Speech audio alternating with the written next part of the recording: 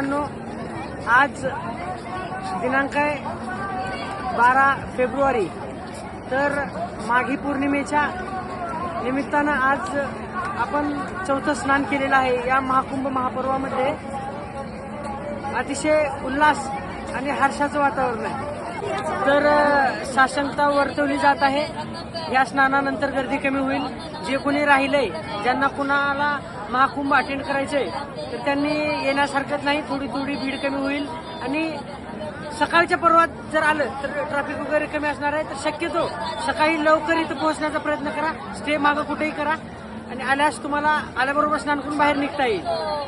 तर काही माहिती किंवा काही अडचण असेल, माझ्याशी संपर्क साधू शकता। मी पूर्ण वेळ उपलब्ध आहे। जय महाराष्ट्र, जय श्रीराम, धन्यवाद।